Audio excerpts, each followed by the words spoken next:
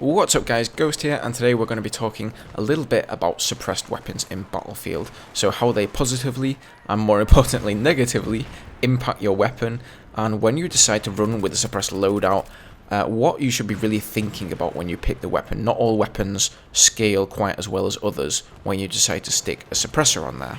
So most people realize what the positive side of having a suppressor on a weapon will do. It's going to stop you from appearing on the minimap when you fire your gun. You're going to make a lot less noise, and you're just generally going to create much smaller of a footprint when you fire your weapon. But there are also some hidden benefits. One of them being that it actually reduces your vertical recoil. So much like the flash suppressor, not quite as much as the flash suppressor of course, because let's face it, if it did, then it would be kind of OP.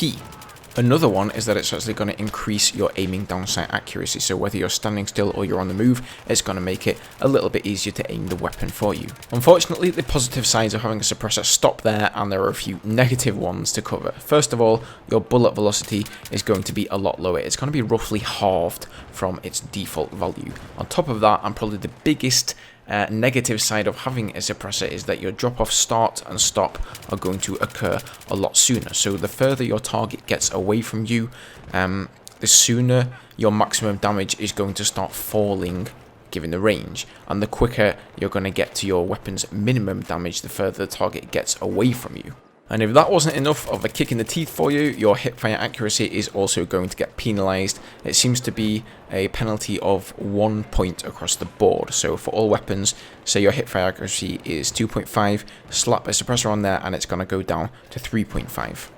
So with that said, these are some of the things that you're going to need to think about when you decide to pick a weapon to have a suppressor on there. And I seem to find personally that when I consult Simthic and start looking at stats about which weapon is going to work well with a suppressor and which weapons are just going to be a pile of crap, it's more really about finding the weapons that take the least damage from the negative side effects of having a suppressor on there. It's not really about finding the weapons that benefit the most from it.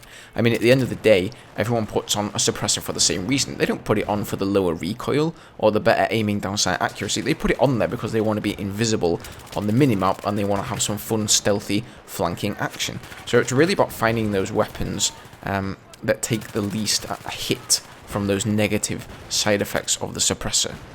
So I'm going to show you a few of my favourite weapons for a few different classes that I enjoy playing with suppressors on there. And first up we have the F2000 for the Assault class. Now there are a few reasons that I go with this weapon when I decide to play suppressed, and one of them is that it takes best advantage of these suppressors' positive side effects, one of them being the aiming down sight accuracy.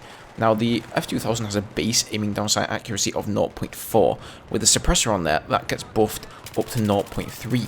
Now I find that with the other assault rifles that have good aiming down sight accuracy as a base value, like take for example the L85A2, they don't actually get quite as much of a buff. So you would think that it would correlate, and the aiming down sight accuracy of the L85A2 would be buffed from 0.2 to 0.1, but in fact it only gets a buff of 0.05, whereas the F2000 and some of the less accurate weapons get a buff of 0.1.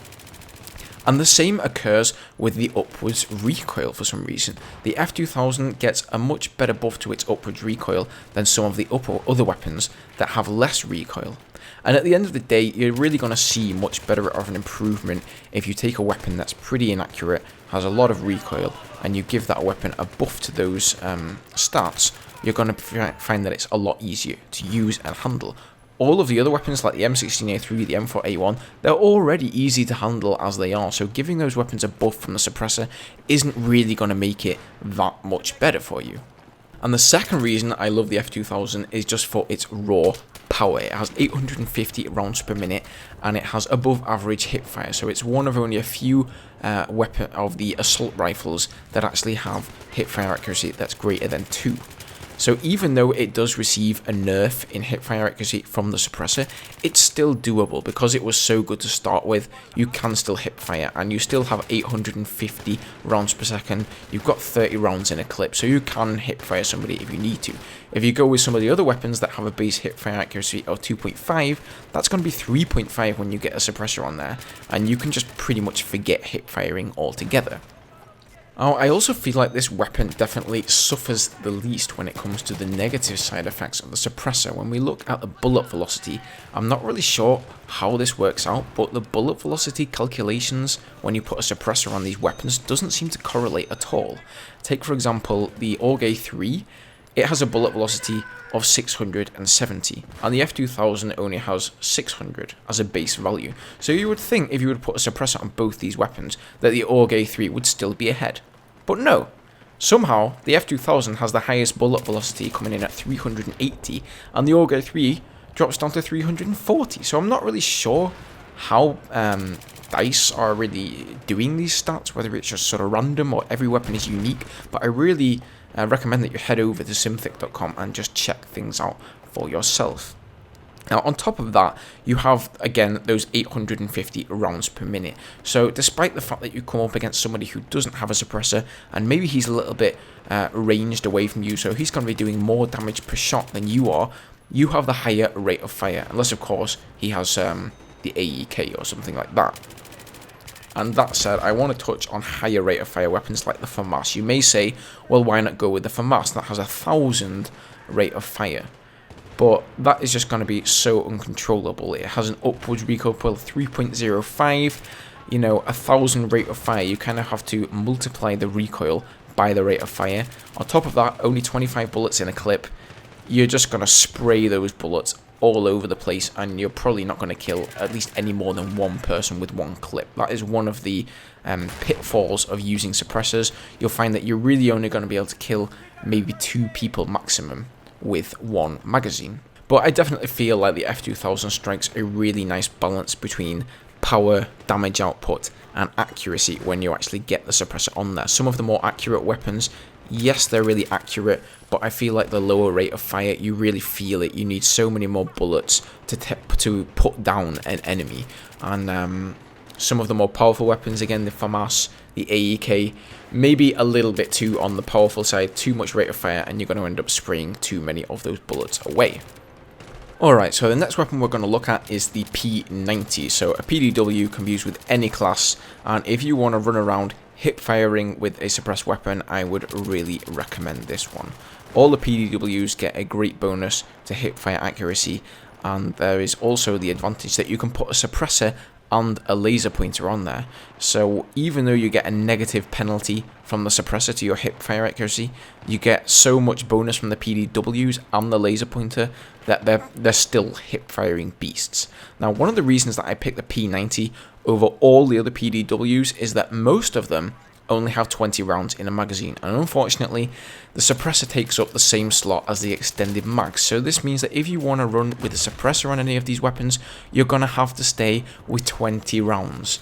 And with high rate of fire and 20 rounds in a magazine hip firing, you know, you're just going to be out of ammo before you know it. So I really just don't consider most of the PDWs good for using suppressors. I would just like to take note that I'm not talking about the ASVAL. The ASVAL is really one of its own. I'm going to cover it in a little while in this video because it's a very special gun. But all the other PDWs, perhaps with the exception of the PP19, that just sucks because it has a ridiculously low damage model. I mean, 16.7 maximum damage? Come on! I mean, that's just diabolical. Buff that thing, DICE. Anyway, the UMP45... this is competitive, but here's the thing. Okay, it's got 25 rounds in a magazine, and it only has 600 rate of fire, so it is doable. You're going to be able to take out 2 or maybe even 3 targets with each clip. But that said, it has a 34 max damage, but then the minimum damage goes all the way down to 12.5, and that is what is really going to hurt this weapon when you stick the suppressor on there, because your drop off is going to be starting sooner and your drop off end is going to be stopping sooner. This weapon is really going to feel it from that negativity from the suppressor, whereas the P90 has a max damage of 20, minimum of 11.2, so it's not really dropping down anything drastically, so it's not quite as negatively impacted from the suppressor as I feel the UMP would be.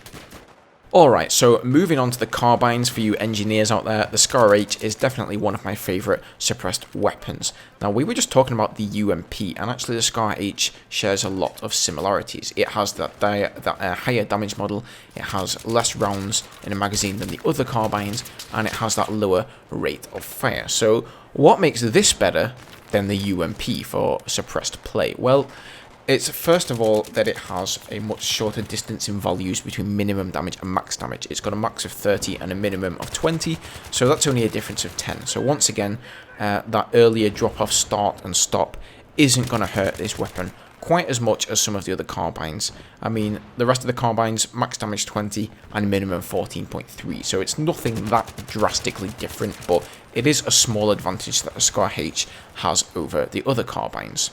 On top of that, it has one of the highest vertical recoil pulls of any of the carbines, so it's really going to benefit from both the aiming down sight accuracy buff and the vertical recoil buff. And once again, just like the same point I made with the F2000, it just has such a great damage model. Now, this weapon, unlike the F2000, is not good up close and personal. It is not a good hip firer. It has a low rate of fire, so if you want something that's suppressed and is good at short to medium ranges, don't go with the Scar H. In fact, whether you're putting a suppressor on this weapon or not, don't go with the Scar H if you're looking with something that's good at closer ranges. It is a long-range weapon, but if you put the suppressor on there, it's really going to allow you to take those pot shots at enemies across the map and stay completely invisible. And despite the fall-off penalties, it has a max damage of 30, so you're going to be able to put down people, suppressor or not. Now, I'm not the biggest recon player out there. In fact, I rarely play recon, but there are a few things that I found interesting over at Synthic in regards to some of the semi-auto rifles. So, first of all, the bolt action rifles, I really wouldn't bother putting a suppressor on any of them, to be honest. I would try and stay stealthy as recon by headshotting people so they actually don't get a chance to figure out where you are, and just don't be zoomed in through your scope the whole time, because people are going to see the glint and they're going to figure out. And at the end of the day, you're so far away from your target that suppressor or not, they're not going to hear your shot anyway. But if we take a look at some of the semi-automatic rifles there, those are going to be used a little bit more in medium range situations, so it's definitely beneficial to put a suppressor on some of them. Now, some really interesting things start to happen when we look at the semi-autos and their drop-off starts and stops. So, for all of the semi-automatic rifles, their drop-off starts at 15 meters and it ends at 17.5 meters, with the exception of the SKS, who has a slightly inferior drop-off ending at 60 meters. However, if we look at them with suppressors on, the drop-off start will start at 6 meters for all of them.